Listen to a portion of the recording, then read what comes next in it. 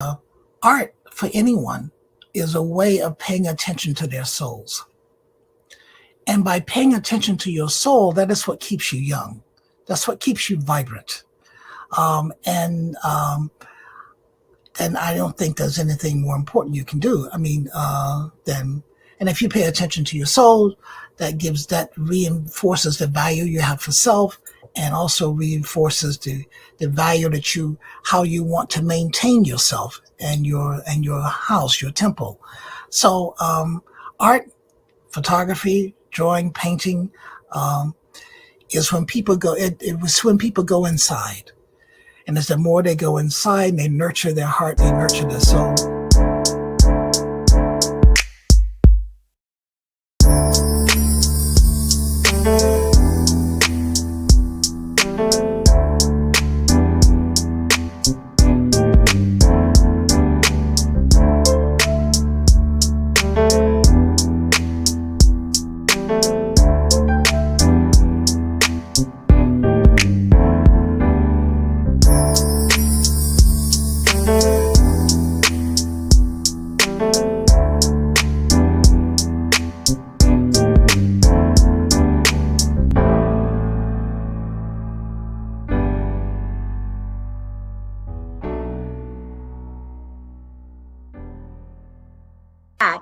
If you're just joining us, you are tuned into the Foxworth Theory.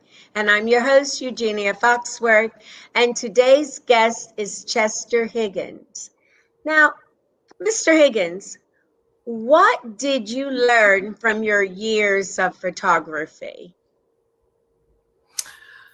Well, that's a very big question. I learned that photography could be my tool to communicate how I feel about the world.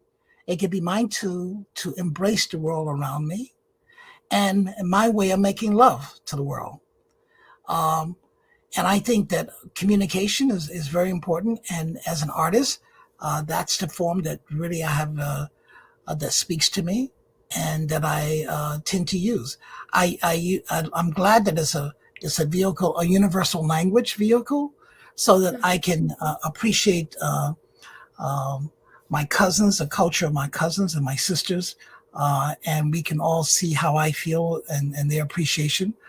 But it's a communication tool, and communication is was very important, and it's a way to make a record of the things that are close to my heart.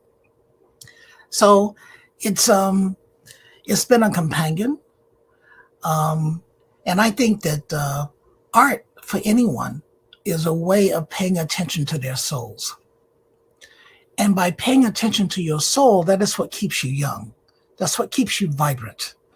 Um, and um, and I don't think there's anything more important you can do. And if you pay attention to your soul, that reinforces the value you have for self, and also reinforces the value how you want to maintain yourself and your house, your temple. So art, photography, drawing, painting, um, is when people go. It was when people go inside, and as the more they go inside, they nurture their heart, they nurture their soul. That's a very good thing, and I'm very pleased and happy that it come into my life. And I am pleased as well, because as I say to artists, or I used to say to the artists, you expose yourself to us through your art. So now tell me the story of someone you photographed that perhaps had a deep effect on you. Well, I will say there's several people. One was my photographing Haile Selassie in Mm, 1973 in Addis Ababa. Haile Selassie, if you are if African nationalism or independence movement is something that you are aware of, then there are a lot of different figures here. But Haile Selassie ranks above them all, because it's Haile Selassie who brought freedom to the continent of Africa. Because he, along with Kwame Nkrumah, developed this ideology of Pan-Africanism. But it was Haile Selassie who had the ability to get weapons from Europe he's the one who did not have an embargo on his weapons. He could arm his army, and what he would do is he would buy more arms than he needed, and all of the liberation fighters in every country, he would bring them to Ethiopia, and his army would train them, and he would then send them back with arms so that they could fight their independence movement. So from a political perspective, Haile Selassie was very important as a portrait. And then my second one was Nelson Mandela. Photographing Nelson Mandela 6 weeks after he had been freed from prison in Stockholm when he came to visit Oliver Tambo was another high for me. And spending time to get to know him and Winnie, because I'd photographed Winnie before, were great as personalities. And photographing the first Black mayor of New York City, David Dinkins, who was a changing figure. And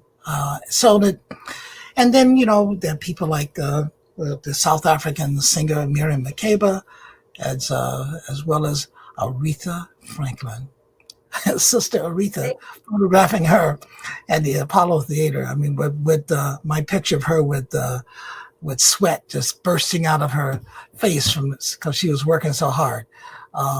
So it's all of it has been photographing my people at their best, whoever they were.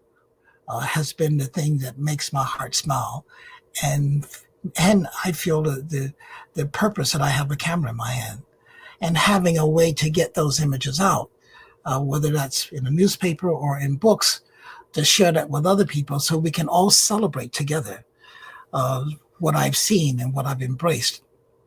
That's what it's been all about. And Sacred Nile is the latest of that. I hope people get a chance to enjoy it.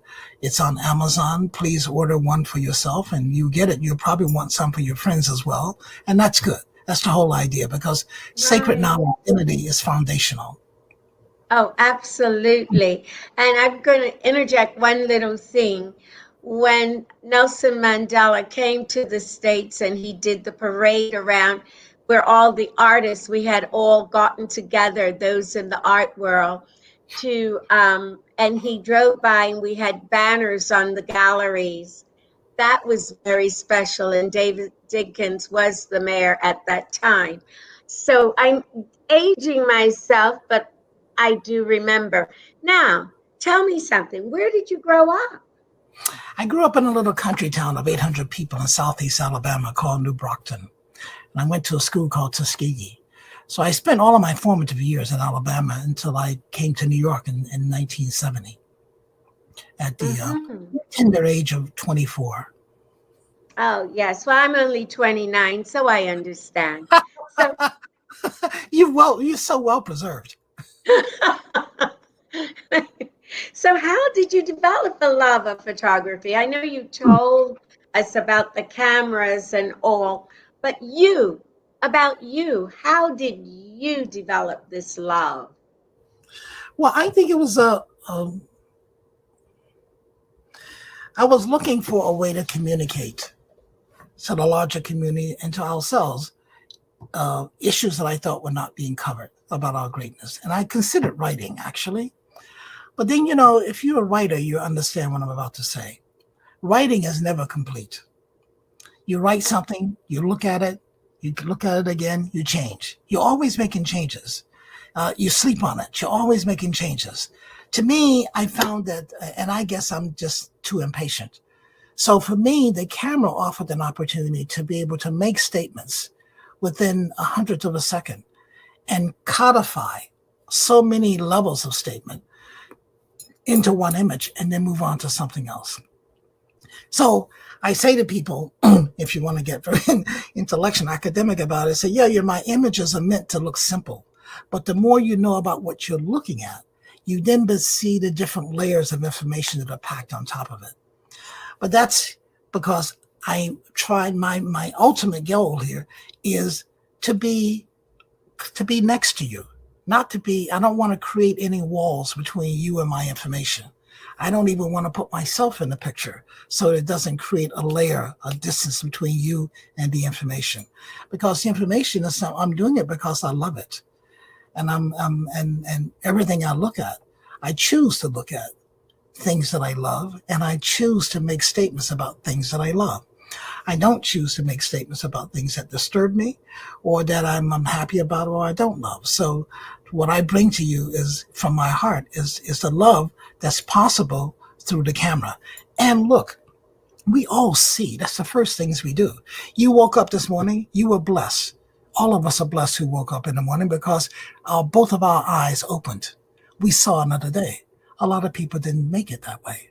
But all of us who do, the first thing that the Almighty gives us is sight. And the camera and photography is about sight. The second thing the Almighty gives us is air to breathe. Then other things happen around it. But the first, mobility, whatever. But the first things we get from the Almighty every day is sight. And the second thing that surrounds us that we have not aware of from the Almighty is air to breathe. Yes. And I have a question also. Who is the person or someone you would like to photograph if you had the chance? Oh, that's a very good question. And this is how I have to answer it. I go and I make visitations to graves of people who I did not have a chance to photograph. I visited Malcolm X's grave and I make pictures. I take an ankh with me as a blessing. I visited Paul Robeson's grave. I intend to go visit Sojourner Truth's grave, Frederick Douglass, people who I respect, that I wish I had been living when they were living to photograph them. So that's how I answer that question. I do it through my ankh, what I call my ankh visitations, Duke Ellington. But even though I photographed Duke, I find it curious to go. And even though I photograph Aretha, I will find it curious to go to Detroit to find out what Aretha's final resting place looks like. Thank you. Thank you. I didn't expect that, but it's very deep. And I understand because you already photographed them. So you want to do from the beginning until the end.